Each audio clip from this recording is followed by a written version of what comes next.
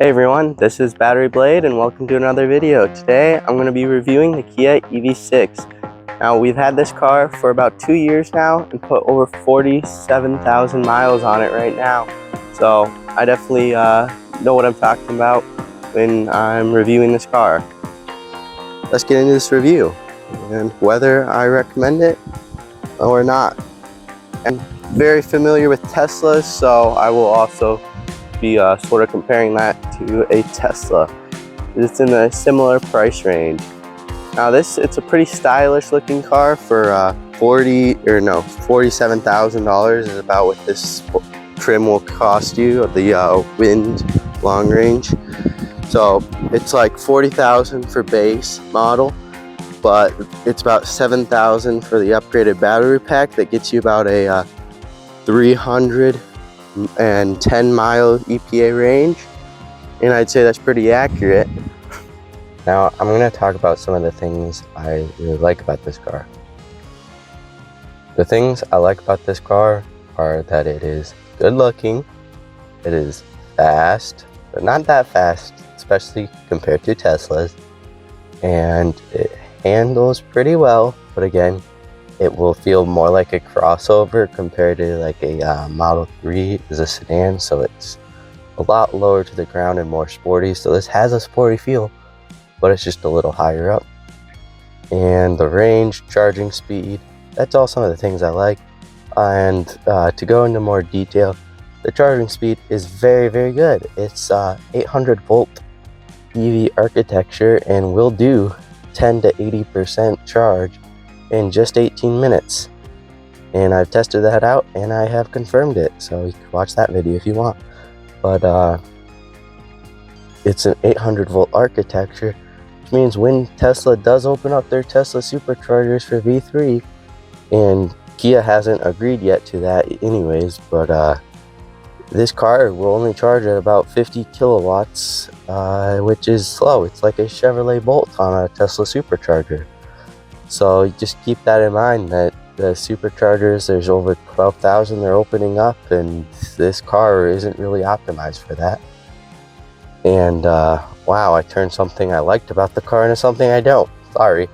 And then something else I really liked is the look. It's very, very futuristic. You'll get more looks in this car than a Tesla. Now, here's something I don't like about the car. I was trying to avoid saying things I don't like, but I can't hold back anymore. So this is the key, and your smartphone is not really the key. Unlike a Tesla, you can unlock and lock the doors with your smartphone, but you can't like actually drive anywhere using your smartphone as a key. But here's how you turn it on. So you gotta put your foot on the brake, and you press this button right over here every single time. This is the boot up sequence, kind of long.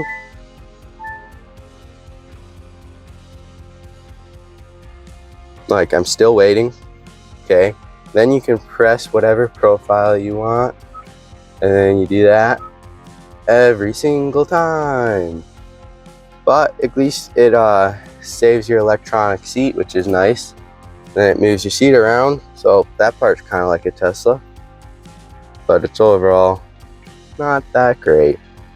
It doesn't really recognize your key and know your profile. It just like has whatever the last used one is pop up first. Unlike the Tesla, you get in and it knows which person's phone is connected to each profile, so it's nice. You don't have to do that extra step. And what's most importantly nice about the Tesla, and what I just don't like about this car, it has a push button start and stop. Now, this is a fine feature if it didn't have this little problem. So if I turn it off right here, once in a while, when people, everyday people, turn this car on, they'll just press this button without hitting the brake. And it boots everything up. And by the way, here's our odometer, I'm not lying, 47,000 miles. It has this car in accessory mode, which you're like, oh no, okay, that's not working. So then you press the button again. Now, what does this look like? This looks like we can drive and we're all dandy. But the thing is, the car isn't actually on, it's just running off the 12-volt battery.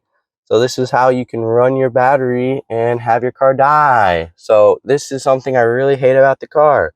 And you can't shift it into gear when you're in this mode. See? You can shift it into neutral, but that's it. But it is in park. But yeah, that's just something annoying. And also, this car, when you put it in park, it sort of moves back and forth a lot more than I'd like it to. Something else I don't like about this car.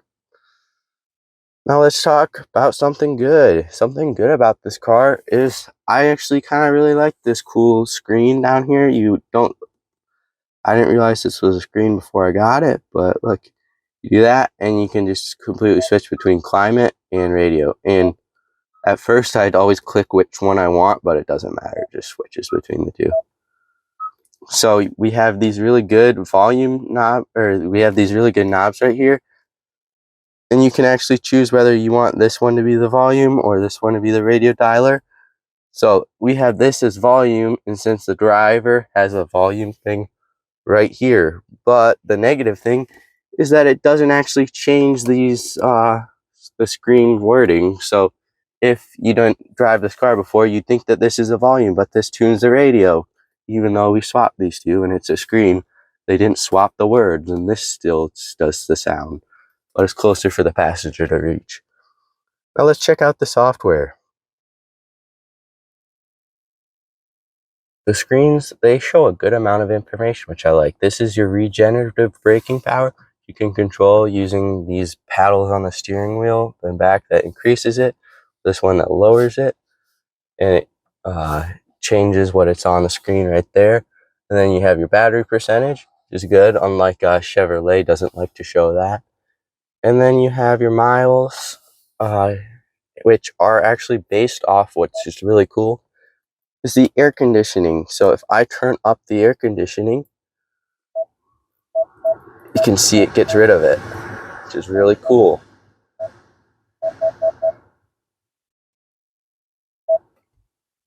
So I think that's a pretty fairly unique feature that I really like in this car. Also, look at this amazing efficiency that we usually get, 4.2 miles per kilowatt hour. This car is insanely efficient. Your nearest charger stop is, except that's a level 2 charger, so not that useful. And you can schedule your charge and departure times, which is cool. So it's got enough EV features that's built in that it's a good enough car. And you even have utility mode, which is like Tesla camp mode. You can control your regenerative braking and even your charging connector and all that. So that is cool. Winter mode, which is supposed to increase your DC charger performance. So I'd recommend turning that on in the winter because otherwise you get a slower charge rate. So I think it's like preconditioning. This is an important feature, vehicle to load. Hopefully I can insert some B-roll of that. But that's a very cool feature, and I highly wish more EVs had that, including Tesla. So I'll give the EV6 a point for that. Another point EV6 deserves is that it has cooled seats, not just heated seats, unlike our Tesla Model 3. But luckily Tesla's added that in the new refreshed Model 3 Highland. Now you can see there's a lot of stuff. This looks like standard legacy auto. But something that Teslas should have, which they don't, is Sirius XM, which I don't really care, but I know a lot of people like Sirius XM, so kind of a disappointment that it's not in this. So now that's pretty much all the important stuff in the software except for the Kia app. The Kia app is very useful if you have their premium subscription, which is like $200 a year. So no, it's not that useful. You can only lock and unlock your car without it, and start and stop charge. The only features that the app allows. When we first got our car, we got the premium stuff for free for a month trial, and it was pretty nice. It was basically the standard stuff you can do in the Tesla app, except slower, took longer to do, commands took forever. So yeah, overall, not a great app and pretty terrible that you have to pay for it. Okay, now I'm going to show another important feature. This is the backup camera. So it's not anything stunning or great. And then you have these are the ultrasonic sensors. They blink red when you get close to object. So overall, it's an alright system, but no 360 camera, which isn't nice. I've never clicked the settings button. Parking lines and rear camera view after. Okay, I never actually looked at that menu. Alright, okay, back to park. And then the last thing that the software could get better with is the map. The map looks like it's straight from 2012. That you can find chargers, but it doesn't automatically route you to chargers on your way to your destination, like the Ioniq 6. So that's the other thing, is that a brand new EV driver can hop in a Tesla and put in a destination, and it will tell you where to charge, how long. This car, you kind of have to know your EV stuff to get around. So I don't like that part about it. Something I do really like about this is the interior. Not really the instrument cluster, that I kind of find ugly. But the materials, they're on alright soft plastics. Good, nice pleather, you know. And this, again, it looks better than it feels. This actually feels better than it looks, but that's an important place you'd put your elbow, so good for them on that. The instrument controls, a lot of people actually turn this on, so don't leave that on, it's kind of annoying. Down here is this instrument cluster area. It's got some useful things like the charge port and trunk and all that. But what it doesn't have right there that would be useful is a frunk button. You have this latch, and when you pull it open, you only get a tiny, tiny frunk. Watch one of my other videos to see what the tiny frunk's like. You can barely fit a laptop in it. We have a Meridian sound system. That's the same kind on Rivian R1Ts. So now I'm just going to close out with some more final thoughts. My final thoughts are that this is a wonderful car. It's great if it were the price of a Tesla Model 3 and not $10,000 more-ish. Especially because everyone complains about Tesla build quality, but here's what I noticed. Look at this taillight. This gap right here annoys me. But no, more importantly, this gap right here, I can almost fit my finger in it. It's this strange gap right there in the headlights, and it's even on the other side. Right there. Headlight gap annoys me. I feel like it's gotten bigger over time.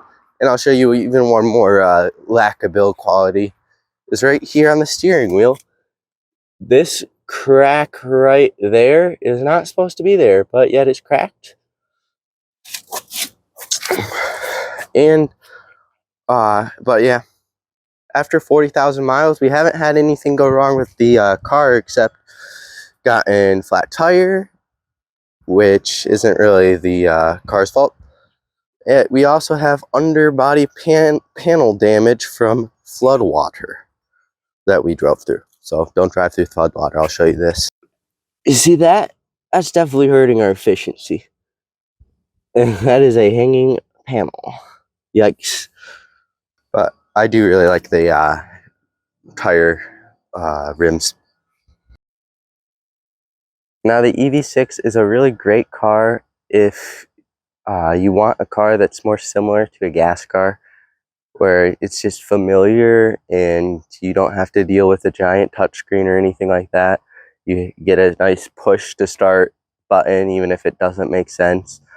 But don't just throw your loved ones into this car and expect them to know how to get from one state to another. Kind of difficult, honestly, if you don't really know what you're doing. I'd recommend a better route planner app, but even that doesn't track your car's percentage like the Tesla navigation does, that it tells you how long to fill up and what percent you need. So this is a very, I'd say they should, in order to compete with Tesla, raise their or lower their prices by about $10,000, especially considering this car does not qualify for the $7,500 federal tax credit, because this is a foreign built car, unlike the Teslas. And the Teslas are already about $10,000 cheaper.